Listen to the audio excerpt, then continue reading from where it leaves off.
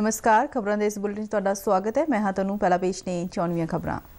प्रधानमंत्री नरेंद्र मोदी वालों अगले 25 सालों के अमृत काल दौरान लोगों को मानमते आत्मनिर्भर भारत लई काम करने का सद्दा। प्रशासन गांव की और मुहिम अधीन सुशासन हफ्ता अज तो। प्रधानमंत्री नरेंद्र मोदी वालों त्रिपुरा और मेघालय में 6,800 करोड़ रुपए तो वध की लागत दीआं कई विकास योजनावां का उद्घाटन।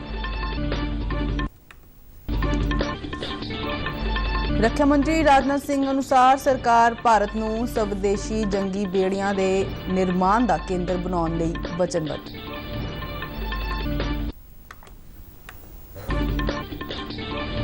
अर्जेंटीना 36 साल बाद बनया फीफा विश्व कप का चैंपियन। 4-2 नाल फ्रांस नूं हरा के जीती खिताबी ट्रॉफी। प्रधानमंत्री नरेंद्र मोदी ने शानदार जित लई अर्जेंटीना नूं दित्ती वधाई। उत्तरी भारत में ठंड ने फड़िया जोर। संघनी धुंध कारण आवाजाही प्रभावित। ते हुण खबरां विस्तार नाल। प्रधानमंत्री नरेंद्र मोदी ने कहा है कि अगले 25 सालों के अमृत काल दौरान लोगों को गौरवशाली और आत्मनिर्भर भारत लई काम करना होगा।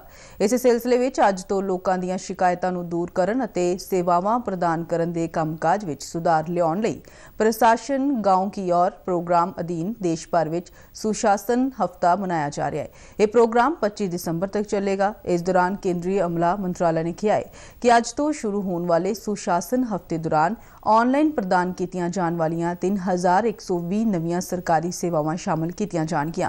प्रशासन गांव की ओर थीम ते आधारित बनाई गई इस देशव्यापी मुहिम तहत चंगे प्रशासन दी गतिविधियां दी योजना बनाई गई है। केंद्रीय परसोनल लोक शिकायतां ते पेंशन राज मंत्री जतिंदर सिंह अज इन्हां नवीं ऑनलाइन सेवावां दी शुरुआत करनगे। मंत्रालय वालों जारी किए गए एक बयान अनुसार अमृतकाल दौरान यह दूजी वार है जदों केंद्र वालों जनतक शिकायतों को दूर करन अते सेवावां प्रदान करन लई तहसील पद्धर ते पहल की जा रही है। प्रधानमंत्री नरेंद्र मोदी ने त्रिपुरा और मेघालय में 6,800 करोड़ रुपए तो वध दीआं कई योजनावां का उद्घाटन किया और नींह पत्थर रखे। प्रधानमंत्री ने त्रिपुरा में 4,350 करोड़ रुपए दीआं योजनावां की शुरुआत की, जिन्हां विच प्रधानमंत्री आवास योजना शहरी और प्रधानमंत्री आवास योजना ग्रामीण के लाभार्थियों लई गृह प्रवेश प्रोग्राम भी शामिल हैं। 3,400 करोड़ रुपए तो वध की लागत नाल विकसित किए गए ये मकान 2 लाख तो वध लाभार्थियों नूं दित्ते जाणगे। प्रधानमंत्री मोदी ने अगरतला विच सूबे दे पहले डेंटल कॉलेज का उद्घाटन भी किया। अगरतला विच एक जनतक रैली नूं संबोधन करदिआं प्रधानमंत्री ने कहा कि सरकार का सारा ध्यान त्रिपुरा के चौपक्षी विकास ते है अते अज शुरू कीतियां गईयां योजनावां नाल त्रिपुरा का तेजी नाल विकास होवेगा। उन्होंने कहा कि पिछले 5 सालों दौरान स्वच्छता अभियान एक जन अंदोलन बन गया है अते छोटे सूबियां की श्रेणी विच त्रिपुरा सब तो वध स्वच्छ सूबा बन के उभरिया। उन्होंने कहा कि सूबे विच कनैक्टिविटी बुनियादी ढांचे दी योजनावां ते करोड़ों रुपए खर्च किए जा रहे हैं अते अगरतला अघोरा रेल योजना नाल अंतरराष्ट्रीय कारोबार के रस्ते खुलणगे, जिस नाल पूरे उत्तर पूर्वी खेत्र नूं लाभ होवेगा। इस तो पहला प्रधानमंत्री ने मेघालय विच 2,450 करोड़ रुपए तो वध दीआं योजनावां का उद्घाटन किया। इन्हां विच 320 स्थापित किए अते 890 उसारी अधीन 4G मोबाइल टावर भी शामिल ने। प्रधानमंत्री ने मेघालय, मणिपुर अते अरुणाचल प्रदेश विच 4 सड़क योजनावां का भी उद्घाटन किया। अब तो त्रिपुरा के जरिए नॉर्थ ईस्ट इंटरनेशनल ट्रेड का भी एक गेटवे बन रहा है। अगरतला अखौरा रेलवे लाइन से व्यापार का नया रास्ता खुलेगा। थाईलैंड, म्यांमार हाईवे जैसे रोड इंफ्रास्ट्रक्चर के जरिए नॉर्थ ईस्ट दूसरे देशों के साथ संबंधों का द्वार भी बन रहा है। अगरतला में इस मौके गृह मंत्री अमित शाह और मेघालय के मुख्यमंत्री कोनराड संगमा ने भी संबोधन किया। रक्षा मंत्री राजनाथ सिंह ने कहा है कि सरकार का उद्देश्य भारत को स्वदेशी जंगी बेड़ियां के निर्माण का केंद्र बनाना है। ਸਮੁੰਦਰੀ ਸੁਰੱਖਿਆ ਨੂੰ ਮਜ਼ਬੂਤ ਕਰਨ ਲਈ ਜੰਗੀ ਬੇੜੇ INS ਮੁਰਮੁਗਾਓ ਨੂੰ ਭਾਰਤੀ ਜਲ ਸੈਨਾ ਵਿੱਚ ਸ਼ਾਮਲ ਕਰਨ ਮੌਕੇ ਉਨ੍ਹਾਂ ਕਿਹਾ ਕਿ ਉਨ੍ਹਾਂ ਭਾਰਤ ਦੀਆਂ ਜੰਗੀ ਬੇੜੀਆਂ ਦਾ ਨਿਰਮਾਣ ਕਰਨ ਵਾਲੀਆਂ ਕੰਪਨੀਆਂ ਨੂੰ ਕਿਹਾ ਹੈ ਕਿ ਉਹ ਸਰਕਾਰ ਦੀਆਂ ਪਹਿਲਕਦਮੀਆਂ ਦਾ ਲਾਹਾ ਲੈਂਦਿਆਂ ਆਪਣੀਆਂ ਨਿਰਮਾਣ ਸਮਰੱਥਾਵਾਂ ਨੂੰ ਵਧਾਉਣ। ਉਨ੍ਹਾਂ ਕਿਹਾ ਕਿ INS ਮੁਰਮੁਗਾਓ ਭਾਰਤੀ ਜਲ ਸੈਨਾ ਦੇ ਸਭ ਤੋਂ ਵੱਧ ਸਮਰੱਥ ਜੰਗੀ ਬੇੜਿਆਂ ਵਿੱਚੋਂ ਇੱਕ ਹੈ ਅਤੇ ਇਸ ਦਾ ਚਾਲੂ ਹੋਣਾ ਭਾਰਤ ਦੇ ਜੰਗੀ ਬੇੜੀਆਂ ਦੇ ਡਿਜ਼ਾਈਨ ਅਤੇ ਵਿਕਾਸ ਦੀ ਇੱਕ ਸ਼ਾਨਦਾਰ ਮਿਸਾਲ ਹੈ। ਉਨ੍ਹਾਂ ਹਿੰਮਤ ਅਤੇ ਸਮਰਪਣ ਭਾਵਨਾ ਨਾਲ ਦੇਸ਼ ਦੀਆਂ ਸਰਹੱਦਾਂ ਅਤੇ ਤਟਾਂ ਦੀ ਰਾਖੀ ਲਈ ਹਥਿਆਰਬੰਦ ਬਲਾਂ ਦੀ ਪ੍ਰਸ਼ੰਸਾ ਕੀਤੀ ਅਤੇ ਕਿਹਾ ਕਿ ਇਹ ਭਾਰਤ ਦੇ ਬੇਮਿਸਾਲ ਵਿਕਾਸ ਦਾ ਆਧਾਰ ਹੈ। ਰੱਖਿਆ ਮੰਤਰੀ ਨੇ ਤੇਜ਼ੀ ਨਾਲ ਬਦਲ ਰਹੀ ਵਿਸ਼ਵ ਦੀ ਸਥਿਤੀ ਕਾਰਨ ਪੈਦਾ ਹੋਣ ਵਾਲੀਆਂ ਚੁਣੌਤੀਆਂ ਨਾਲ ਨਜਿੱਠਣ ਲਈ ਸਰਕਾਰ ਨੇ ਦੇ ਦ੍ਰਿੜ ਸੰਕਲਪ ਨੂੰ ਦੁਹਰਾਇਆ ਅਤੇ ਕਿਹਾ ਕਿ ਫੌਜ ਨੂੰ ਅਤਿਆਧੁਨਿਕ ਸਵਦੇਸ਼ੀ ਹਥਿਆਰਾਂ ਅਤੇ ਉਪਕਰਨਾਂ ਨਾਲ ਲੈਸ ਕਰਕੇ ਦੇਸ਼ ਦੀ ਸੁਰੱਖਿਆ ਢਾਂਚੇ ਨੂੰ ਮਜ਼ਬੂਤ ਕਰਨਾ ਸਰਕਾਰ ਦੀ ਪ੍ਰਮੁੱਖ ਤਰਜੀਹ ਹੈ। यह INS Mormugao warship modern technology से युक्त है। Medium range surface to surface air missile, BrahMos surface to surface missiles, air anti submarine indigenous torpedo tube launchers, state of the art sensor package और वेपन्स के साथ यह वारशिप दुनिया की most technologically advanced missile carrier में से एक होगी। इनमें जो सिस्टम लगाए हैं वे वर्तमान के साथ साथ भविष्य की जरूरतों पर भी पूरी तरह से खरे उतरने वाले हैं। ਇਸ ਤੋਂ ਪਹਿਲਾਂ ਜਲ ਸੈਨਾ ਮੁਖੀ ਐਡਮਿਰਲ R ਹਰੀ ਕੁਮਾਰ ਨੇ ਪ੍ਰੋਗਰਾਮ ਨੂੰ ਸੰਬੋਧਨ ਕੀਤਾ। ਉਨ੍ਹਾਂ ਕਿਹਾ ਕਿ NS ਮੁਰਮੁਗਾਓ ਜਲ ਸੈਨਾ ਦੇ ਖੇਤਰ ਵਿੱਚ ਇੱਕ ਮੀਲ ਪੱਥਰ ਸਥਾਪਿਤ ਹੋਵੇਗਾ। ਸੂਚਨਾ ਤੇ ਪ੍ਰਸਾਰਣ ਮੰਤਰੀ ਅਨੁਰਾਗ ਸਿੰਘ ਠਾਕੁਰ ਦੇ ਕੁਰੂਕਸ਼ੇਤਰ ਪੁੱਜਣ ਉਤੇ ਭਾਜਪਾ ਕਾਰਜਕਰਤਾਵਾਂ ਵੱਲੋਂ ਉਨ੍ਹਾਂ ਦਾ ਸਵਾਗਤ ਕੀਤਾ ਗਿਆ। ਪਾਰਟੀ ਕਾਰਜਕਰਤਾਵਾਂ ਨਾਲ ਗੱਲਬਾਤ ਕਰਦਿਆਂ ਉਨ੍ਹਾਂ ਕਿਹਾ ਕਿ ਪ੍ਰਧਾਨ ਮੰਤਰੀ ਨਰਿੰਦਰ ਮੋਦੀ ਦੀ ਵਿਸ਼ਵ ਵਿੱਚ ਵਧ ਰਹੀ ਪ੍ਰਸਿੱਧੀ ਨਾਲ ਗੁਆਂਢੀ ਦੇਸ਼ ਬੇਹਾਲ ਹੈ। ਪੂਰੀ ਦੁਨੀਆ ਜਾਣਦੀ ਹੈ ਕਿ ਸਾਡਾ ਗੁਆਂਢੀ ਦੇਸ਼ ਅੱਤਵਾਦ ਨੂੰ ਪਾਲਦਾ ਹੈ। ਅਨੁਰਾਗ ਸਿੰਘ ਠਾਕੁਰ ਨੇ ਪਾਕਿਸਤਾਨ ਦੇ ਵਿਦੇਸ਼ ਮੰਤਰੀ ਦੀ ਟਿੱਪਣੀ ਬਾਰੇ ਕਿਹਾ ਕਿ ਸਾਡੇ ਪ੍ਰਧਾਨ ਮੰਤਰੀ ਬਾਰੇ ਅਜਿਹੀ ਬਿਆਨਬਾਜ਼ੀ ਕਰਨਾ ਉਨ੍ਹਾਂ ਦੀ ਤੰਗ ਸੋਚ ਨੂੰ ਦਰਸਾਉਂਦਾ ਹੈ। पाकिस्तान एक आतंकवाद को पनाह देने वाला देश बन गया है और आतंकवाद को बार बार बढ़ावा भी देते हैं। लोगों के खून से हाथ उनके रंगे हैं और इस तरह के बयान देकर अपनी मानसिकता पाकिस्तान के विदेश मंत्री ने दिखाई है कि वहाँ का दिवालियापन कितना राजनीति का हो चुका है। सोच भी गंदी है, कारनामे भी गंदे हैं और इसका कहीं ना कहीं पूरी दुनिया भर में उनको लताड़ भी लगी है। शायद वो भूल गए 1971 में, आज से 51 साल पहले भारत की सेना ने पाकिस्तान को धूल चटाई थी।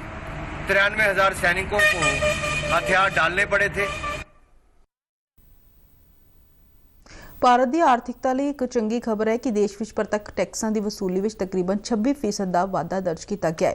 ਵਿੱਤ ਮੰਤਰਾਲੇ ਵੱਲੋਂ ਜਾਰੀ ਕੀਤੇ ਗਏ ਅੰਕੜਿਆਂ ਅਨੁਸਾਰ 2022-23 ਦੇ ਵਿੱਤੀ ਸਾਲ ਵਿੱਚ ਹੁਣ ਤੱਕ ਕਰੀਬ 1,26% ਵੱਧ ਕੇ 13.63 ਲੱਖ ਕਰੋੜ ਰੁਪਏ ਤੋਂ ਜ਼ਿਆਦਾ ਹੋ ਗਈ ਹੈ।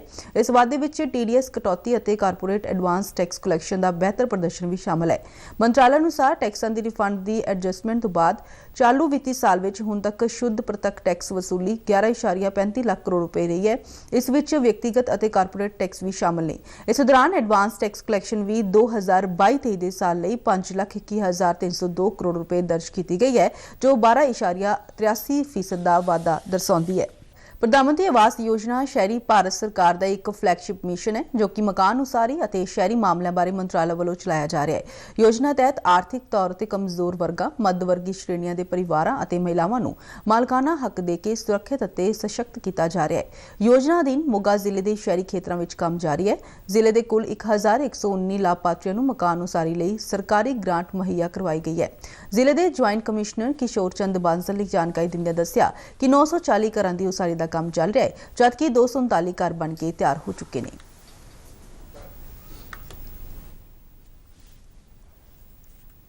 ਆਵਾਸ ਯੋਜਨਾ ਸ਼ਹਿਰੀ ਦੇ ਤਹਿਤ ਨਗਰ ਨਿਗਮ ਮੋਗਾ ਦੇ ਵਿੱਚ ਅੱਜ ਤੱਕ ਕੁੱਲ 1119 ਲਾਭਪਾਤਰੀਆਂ ਦੀ ਐਪਲੀਕੇਸ਼ਨ ਸਾਨੂੰ ਪ੍ਰਾਪਤ ਹੋਈਆਂ ਸਨ। ਇਹਦੇ ਵਿੱਚੋਂ 940 ਲਾਭਪਾਤਰੀਆਂ ਨੇ ਕੰਮ ਸਟਾਰਟ ਕੀਤਾ ਤੇ 239 ਲਾਭਪਾਤਰੀਆਂ ਦੇ ਮਕਾਨ ਪੂਰੇ ਹੋ ਚੁੱਕੇ ਆ। ਬਾਕੀਆਂ ਦਾ ਕੰਮ ਚੱਲ ਰਿਹਾ ਹੈ। ਅਸੀਂ ਜਿਸ ਸਟੇਜ ਦੇ ਉੱਤੇ ਇਹ ਕੰਮ ਚੱਲ ਰਿਹਾ ਹੈ ਉਸ ਸਟੇਜ ਦੇ ਅਨੁਸਾਰ ਸਟੇਜ ਵਾਈਜ਼ ਪੇਮੈਂਟ ਲਾਭਪਾਤਰੀ ਨੂੰ ਪਾ ਰਹੇ ਹਾਂ ਜੀ। ਇਸ ਦਾ ਜੋ ਪ੍ਰਧਾਨ ਮੰਤਰੀ ਆਵਾਸ ਯੋਜਨਾ ਸ਼ਹਿਰੀ ਦਾ ਮੇਨ ਮਕਸਦ ਹੈ ਬੇਘਰੇ ਬਿਨਾਂ ਛੱਤ ਤੋਂ ਲੋਕਾਂ ਨੂੰ ਛੱਤ ਦੇਣੀ। ਇਹ ਪ੍ਰਧਾਨ ਮੰਤਰੀ ਜੀ ਵੱਲੋਂ ਸਾਰੇ ਦੇਸ਼ ਦੇ ਵਿੱਚ ਚਲਾਈ ਜਾ ਰਹੀ ਹੈ।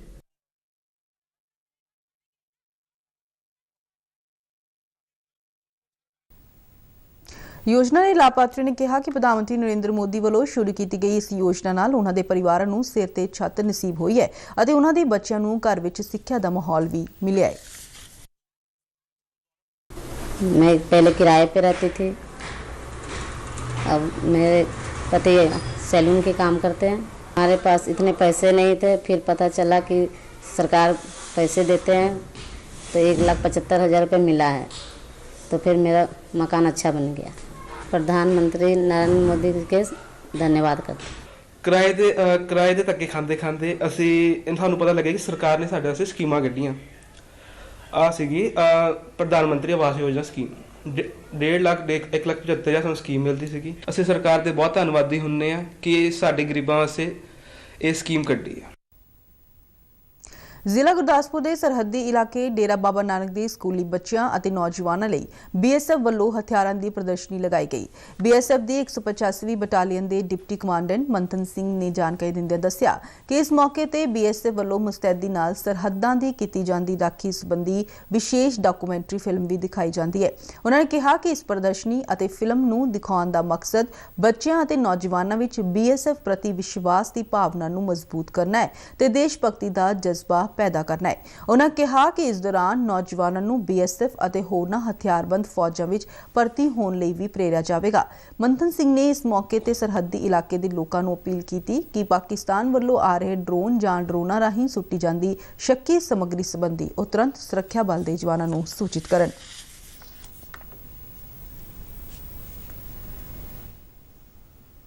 ਪੰਜਾਬ ਦੇ ਖੇਡ ਮੰਤਰੀ ਗੁਰਮੀਤ ਸਿੰਘ ਮੀਤਹਿਰ ਨੇ ਸਪੇਨ ਵਿਖੇ ਬੀਤੀ ਰਾਤ ਸੰਪੰਨ ਹੋਏ 8 ਮੁਲਕਾਂ ਦੇ FIH ਨੇਸ਼ਨਜ਼ ਕੱਪ ਵਿੱਚ ਭਾਰਤੀ ਹਾਕੀ ਮਹਿਲਾ ਟੀਮ ਨੂੰ ਉਸਦੀ ਖਿਤਾਬੀ ਜਿੱਤ ਤੇ ਵਧਾਈ ਦਿੱਤੀ ਹੈ। ਵੈਲਸੀਆ ਸ਼ਹਿਰ ਵਿੱਚ ਹੋਏ ਨੇਸ਼ਨ ਕੱਪ ਦੇ ਫਾਈਨਲ ਵਿੱਚ ਭਾਰਤੀ ਟੀਮ ਨੇ ਮੇਜ਼ਬਾਨ ਸਪੇਨ ਨੂੰ 1-0 ਨਾਲ ਹਰਾ ਕੇ ਟੂਰਨਾਮੈਂਟ ਦਾ ਖਿਤਾਬ ਆਪਣੇ ਨਾਂ ਕੀਤਾ। ਪੰਜਾਬ ਦੀ ਗੁਰਜੀਤ ਕੌਰ ਨੇ ਫਾਈਨਲ ਦੇ 6ਵੇਂ ਮਿੰਟ ਵਿੱਚ ਗੋਲ ਕੀਤਾ ਜੋ ਫੈਸਲਾਕੁਨ ਸਾਬਤ ਹੋਇਆ ਅਤੇ ਭਾਰਤ ਨੂੰ ਖਿਤਾਬੀ ਟਰਾਫੀ ਜਿੱਤਣ ਦਾ ਸ਼ਾਨਦਾਰ ਮੌਕਾ ਮਿਲਿਆ। ਇਸ ਤੋਂ ਪਹਿਲਾਂ ਸੈਮੀਫਾਈਨਲ ਵਿੱਚ ਭਾਰਤ ਨੇ ਆਇਰਲੈਂਡ ਨੂੰ ਪੈਨਲਟੀ ਸ਼ੂਟਆਊਟ ਵਿੱਚ 2-1 ਨਾਲ ਹਰਾਇਆ ਸੀ।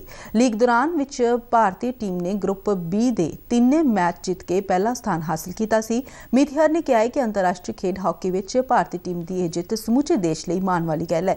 ਜ਼ਿਕਰ ਹੋ ਗਿਆ ਕਿ ਪੂਰੇ ਟੂਰਨਾਮੈਂਟ ਦੌਰਾਨ ਭਾਰਤੀ ਟੀਮ ਅੱਜ ਜੇਤੂ ਰਹੀ।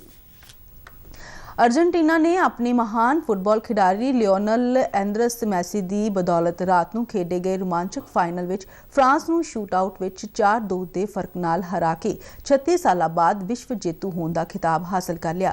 कतर के लुसैल स्टेडियम में खेडे गए फीफा विश्व कप के खिताबी मुकाबले में मैसी ने खेड के 23वें मिनट में गोल करके अपने देश का खाता खोलिया और उस तो 13 मिनट बाद ही एंजल डी मारिया ने 36वें मिनट में गोल करके अर्जेंटीना की बढ़त ਨੂੰ ਦੁੱਗਣਾ ਕਰ ਦਿੱਤਾ। ਅਰਜਨਟੀਨਾ ਦੀ ਟੀਮ ਇੱਕ ਤਰਫਾ ਜਿੱਤ ਵੱਲ ਵੱਧ ਹੀ ਰਹੀ ਸੀ ਕਿ ਫਰਾਂਸ ਦੇ ਕੀਲੀਅਨ ਐਮਬਾਪੇ ਨੇ 80ਵੇਂ ਅਤੇ 81ਵੇਂ ਮਿੰਟ ਵਿੱਚ ਗੋਲ ਕਰਕੇ ਮੈਚ ਵਿੱਚ ਫਰਾਂਸ ਦੀ ਵਾਪਸੀ ਕਰਵਾਈ। ਮੈਸੀ ਨੇ 109ਵੇਂ ਮਿੰਟ ਵਿੱਚ ਇੱਕ ਹੋਰ ਗੋਲ ਕਰਕੇ ਅਰਜਨਟੀਨਾ ਨੂੰ ਇੱਕ ਵਾਰ ਫਿਰ बढ़त ਦਿਖਾਉਂਦਿਆਂ ਗੋਲਾਂ ਦੀ ਗਿਣਤੀ 3 ਤੱਕ ਪਹੁੰਚਾ ਦਿੱਤੀ। ਇਸ ਤੋਂ ਸਿਰਫ 9 ਮਿੰਟ ਬਾਅਦ ਹੀ ਐਮਬਾਪੇ ਨੇ ਗੋਲ ਕਰਕੇ ਮੈਚ ਨੂੰ 3-3 ਦੀ ਬਰਾਬਰੀ ਤੇ ਲੈ ਆਂਦਾ। ਦੋਹਾਂ ਟੀਮਾਂ ਨੂੰ ਦਿੱਤੇ ਗਏ ਵਾਧੂ ਸਮੇਂ ਵਿੱਚ ਵੀ ਦੋਹਾਂ ਦੇਸ਼ਾਂ ਦੀਆਂ ਟੀਮਾਂ ਸਕੋਰ 3-3 ਤੋਂ ਅੱਗੇ ਨਹੀਂ ਲਿਜਾ ਸਕੀਆਂ, ਜਿਸ ਦੇ ਸਿੱਟੇ ਵਜੋਂ ਪੈਨਲਟੀ ਸ਼ੂਟਆਊਟ ਦਾ ਸਹਾਰਾ ਲੈਣਾ ਪਿਆ, ਜਿਸ ਵਿੱਚ ਅਰਜਨਟੀਨਾ ਨੇ ਫਰਾਂਸ ਨੂੰ 2 ਦੇ ਮੁਕਾਬਲੇ 4 ਗੋਲਾਂ ਨਾਲ ਹਰਾ ਕੇ ਖਿਤਾਬੀ ਟਰਾਫੀ ਤੇ ਕਬਜ਼ਾ ਕਰ ਲਿਆ। ਅਰਜਨਟੀਨਾ ਨੇ ਫੀਫਾ ਵਿਸ਼ਵ ਕੱਪ ਦਾ ਖਿਤਾਬ ਤੀਜੀ ਵਾਰ ਜਿੱਤਿਆ ਹੈ। ਇਸ ਤੋਂ ਪਹਿਲਾਂ 1978 ਅਤੇ 1986 ਵਿੱਚ ਇਸ ਖਿਤਾਬ ਨੂੰ ਹਾਸਲ ਕਰ ਚੁੱਕਿਆ ਹੈ। ਅਰਜਨਟੀਨਾ ਦੇ ਮੈਸੀ ਨੂੰ ਗੋਲਡਨ ਬਾਲ ਅਤੇ ਫਰਾਂਸ ਦੇ ਐਮਬਾਪੇ ਨੂੰ ਗੋਲਡਨ ਬੂਟ ਪ੍ਰਦਾਨ ਕੀਤਾ ਗਿਆ ਹੈ। ਪ੍ਰਧਾਨ ਮੰਤਰੀ ਨਰਿੰਦਰ ਮੋਦੀ ਨੇ ਫੀਫਾ ਵਿਸ਼ਵ ਕੱਪ ਵਿੱਚ ਸ਼ਾਨਦਾਰ ਜਿੱਤ ਲਈ ਅਰਜਨਟੀਨਾ ਨੂੰ ਵਧਾਈ ਦਿੱਤੀ ਹੈ। ਉਹਨਾਂ ਨੇ ਕਿਹਾ ਕਿ ਹੁਣ ਤੱਕ ਦੇ ਸਭ ਤੋਂ ਰੋਮਾਂਚਕ ਮੁਕਾਬਲਿਆਂ ਵਿੱਚੋਂ ਫਾਈਨਲ ਵਧੇਰੇ ਰੋਮਾਂਚਕ ਮੁਕਾਬਲਾ ਰਿਹਾ ਹੈ। ਉਹਨਾਂ ਕਿਹਾ ਕਿ ਭਾਰਤੀ ਅਰਜਨਟੀਨਾ ਦੇ ਖਿਡਾਰੀ ਮੈਸੀ ਦੇ ਪ੍ਰਸ਼ੰਸਕ ਨੇ। ਪ੍ਰਧਾਨ ਮੰਤਰੀ ਨੇ ਫਰਾਂਸ ਦੀ ਟੀਮ ਨੂੰ ਵੀ ਵਧੀਆ ਖੇਡ ਪ੍ਰਦਰਸ਼ਨ ਲਈ ਵਧਾਈ ਦਿੱਤੀ। ਪੋ ਮਹੀਨੇ ਦੇ ਸ਼ੁਰੂ ਹੁੰਦੇ ਹੀ ਉੱਤਰੀ ਭਾਰਤ ਵਿੱਚ ਠੰਡ ਦਾ ਪ੍ਰਕੋਪ ਵੀ ਵਧਦਾ ਜਾ ਰਿਹਾ ਹੈ। ਸਵੇਰੇ ਅਤੇ ਸ਼ਾਮ ਦੇ ਤਾਪਮਾਨ ਵਿੱਚ ਕਾਫੀ ਗਿਰਾਵਟ ਦਰਜ ਕੀਤੀ ਜਾ ਰਹੀ ਹੈ। ਇਸ ਦੇ ਨਾਲ ਹੀ ਸੰਘਣੀ ਧੁੰਦ ਕਾਰਨ ਆਵਾਜਾਈ ਵੀ ਕਾਫੀ ਪ੍ਰਭਾਵਿਤ ਹੋ ਰਹੀ ਹੈ। ਸਵੇਰ ਸਮੇਂ ਸ਼ਹਿਰਾਂ ਦੇ ਬਾਹਰੀ ਖੇਤਰਾਂ ਵਿੱਚ ਧੁੰਦ ਪੈਣੀ ਸ਼ੁਰੂ ਹੋਈ, ਪਰ ਦਿਨ ਚੜ੍ਹਨ ਦੇ ਨਾਲ ਹੀ ਇਹ ਸੰਘਣੀ ਧੁੰਦ ਹੁੰਦੀ ਗਈ। ਵਾਹਨ ਚਾਲਕਾਂ ਨੂੰ ਕਈ ਜਗ੍ਹਾ ਤੇ ਦਿਨੇ ਹੀ ਲਾਈਟਾਂ ਜਗਾ ਕੇ ਸਫ਼ਰ ਕਰਨਾ ਪੈ ਰਿਹਾ ਹੈ। ਜਾਣਕਾਰੀ ਅਨੁਸਾਰ ਲੰਗੀ ਰਾਤ ਬਠਿੰਡਾ ਸਭ ਤੋਂ ਠੰਡਾ ਸ਼ਹਿਰ ਰਿਹਾ, ਜਿੱਥੇ ਤਾਪਮਾਨ 3.2 ਡਿਗਰੀ ਸੈਲਸੀਅਸ ਦਰਜ ਕੀਤਾ ਗਿਆ। ਇਸੇ ਤਰ੍ਹਾਂ ਅੰਮ੍ਰਿਤਸਰ ਵਿੱਚ 5 ਡਿਗਰੀ, ਫਰੀਦਕੋਟ ਵਿੱਚ 4.2, ਲੁਧਿਆਣਾ ਵਿੱਚ 5.2 ਅਤੇ ਪਟਿਆਲਾ ਵਿੱਚ 4.9 ਡਿਗਰੀ ਸੈਲਸੀਅਸ ਤਾਪਮਾਨ ਦਰਜ ਕੀਤਾ ਗਿਆ। ਮੌਸਮ ਵਿਭਾਗ ਅਨੁਸਾਰ ਤਾਪਮਾਨ ਵਿੱਚ ਅੱਗੋਂ ਹੋਰ ਗਿਰਾਵਟ ਆਉਣ ਦੀ ਸੰਭਾਵਨਾ ਜਤਾਈ ਗਈ ਹੈ। ਇਸ ਦੇ ਨਾਲ ਹੀ ਖਬਰਾਂ ਦਾ ਬੁਲੇਟਿਨ ਖਤਮ ਹੁੰਦਾ ਹੈ। ਇਜਾਜ਼ਤ ਦਿਓ। ਨਮਸਕਾਰ।